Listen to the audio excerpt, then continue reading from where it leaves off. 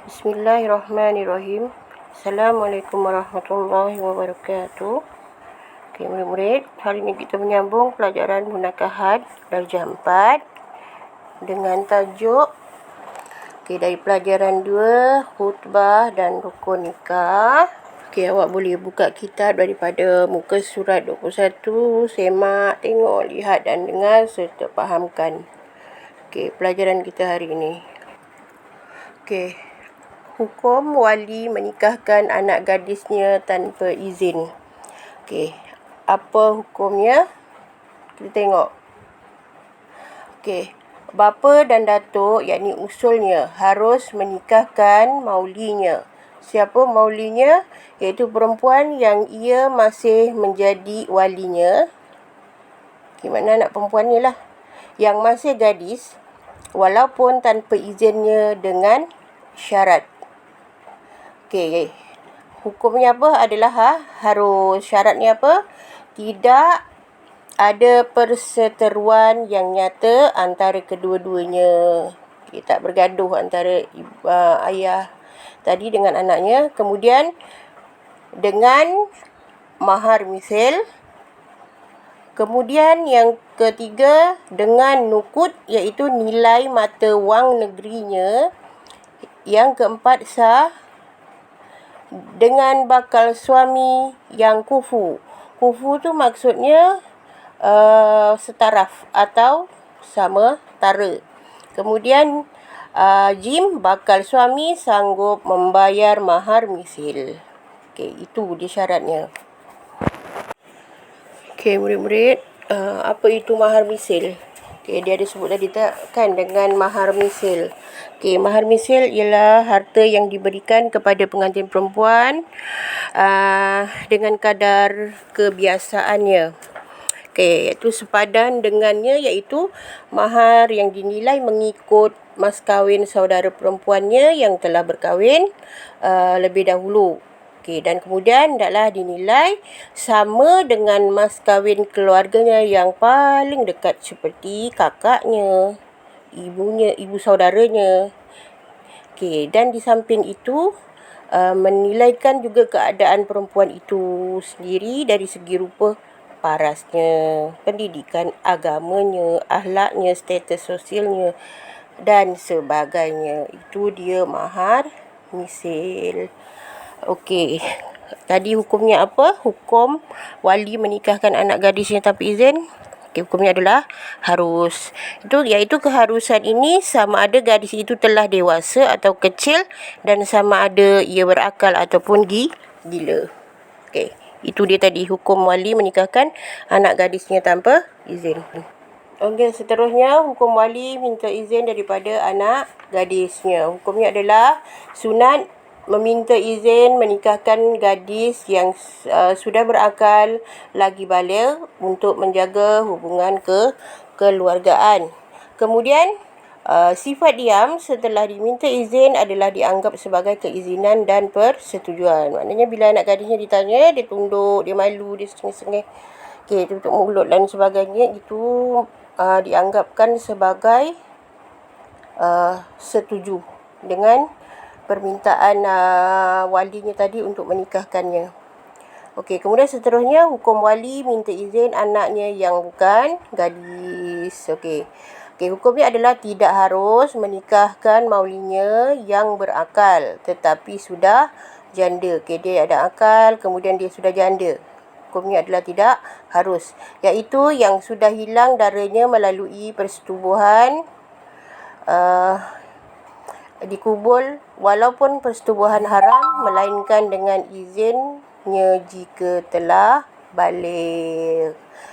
Kemudian yang kedua, tidak harus selain daripada bapa menikahkan gadis yang telah berakal, melainkan dengan keizinan jika ia telah baligh.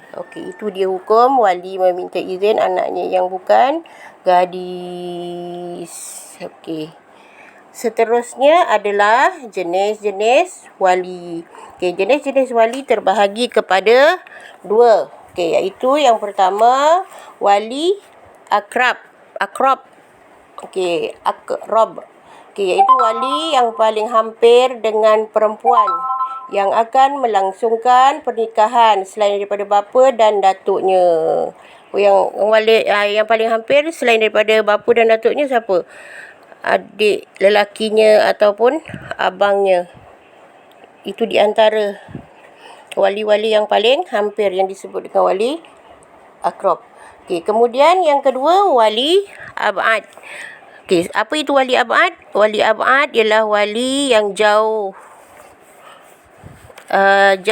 daripada perempuan yang akan melangsungkan pernikahan selain daripada bapa dan datuknya. Dia kata apa? Wali yang jauh daripada perempuan yang akan melangsungkan pernikahan. Siapa wali yang jauh?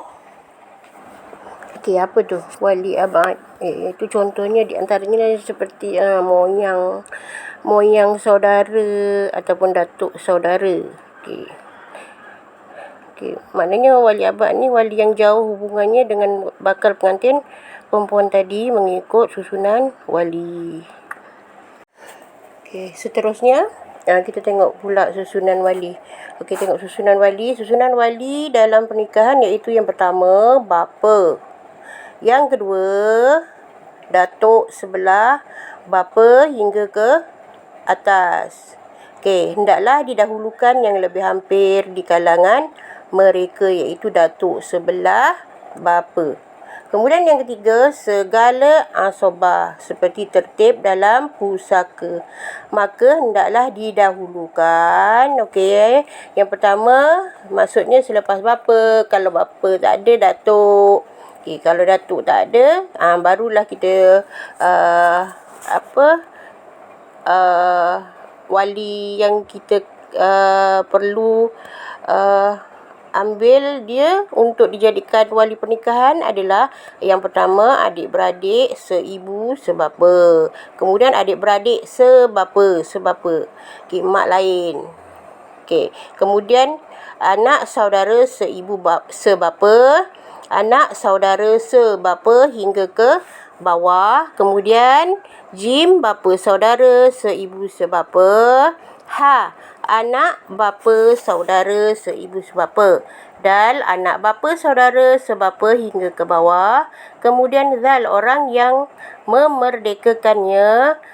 Ro, asobahnya. Dan zai, sultan atau wakilnya. Murid-murid, kalau ditanya pasal adik-beradik seibu sebapa dan adik-beradik sebapa, awak faham tak tu? Macam mana perbezaannya? Kalau adik-beradik seibu sebapa, Ali bin Muhammad, Aminah binti Muhammad. Mereka adalah adik-beradik bapa yang sama. Kemudian ibu mereka bernama Fatimah. Itu adik-beradik seibu sebapa. Kalau adik-beradik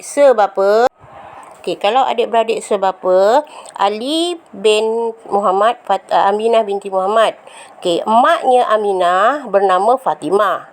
Kemudian emaknya Ali bernama Rahimah. Itu orang lain kan. Jadinya mereka tu adalah adik-beradik sebapa.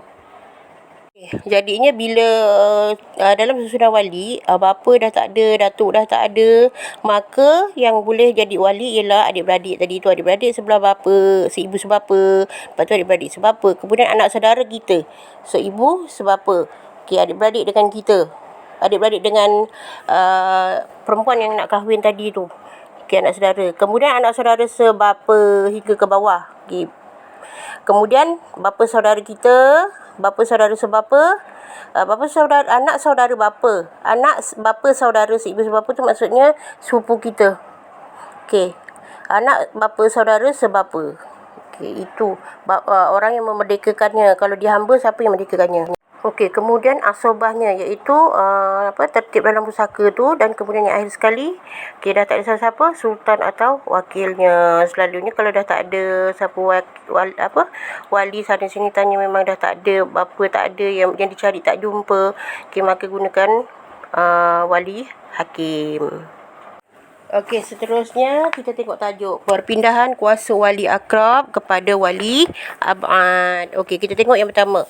Wali akrab hilang kelayakan untuk menjadi wali nikah seperti wali akrab tu adalah kanak-kanak kerana mereka belum balik dan belum sempurna akalnya. Kemudian orang gila, nyanyuk atau seumpamanya. Okey, contoh datuk ada lagi tapi datuk tu dah nyanyuk, dah tak boleh, dah tak ingat apa-apa dah. Okey, maka perpindahan kuasa wali akrab kepada wali abad. Okey, seterusnya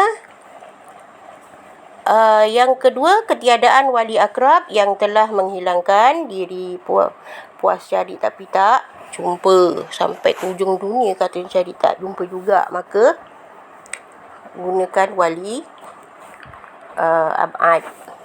Okey, seterusnya wali akrab tidak dapat menunaikan tanggungjawab sebagai wali seperti fasik. Fasik tu orang yang menanggung dosa besar. Okey, ataupun dia tu seorang pemabuk. Kemudian yang keempat, keengganan wali akrab melakukan akad nikah. Okey, keengganan wali akrab melakukan akad nikah. Kemudian yang kelima, wali akrab sedang dalam ihram haji. Yang keenam, perempuan yang hendak bernikah tadi tidak mempunyai wali akrab, anak yatim piatu. Okey, duduknya dulu letakkan tempat anak yatim. Jadi dia tak tahu susunan siapa wali-walinya yang boleh dihubungi. Juga mereka pun memang tak tahu asal usul mereka sebab dah dibesarkan kat rumah anak yatim. Jadi penjaga di rumah anak yatim pun tak tahu siapa wali ataupun waris-waris perempuan tadi yang hendak bernikah. Yang hendak bernikah tadi itulah. Okey. Kemudian yang ketujuh, wali akrab bukan beragama Islam. Okey, mu'alaf lah ni. Mu'alaf. Okey, mu'alaf maknanya bila ahli keluarganya juga tidak memeluk Islam dan bukan orang Islam, maka dia kena gunakan wali abad. Okey. Jadinya sesiapa mu'alaf, okey, perempuan yang hendak berkahwin, maka walinya selalunya gunakan wali hakim. Okey, wali di mana dia menikah tadi tu, tempat dia bernikah. Kalau dia pejabat agama, hakim ke orang yang dah diserahkan tugas itulah untuk menjadi wali abad tadi, akan menunaikan tanggungjawab sebagai wali abad, walinya untuk bernikah. Okey, murid, rasanya cukuplah setakat di sini dulu.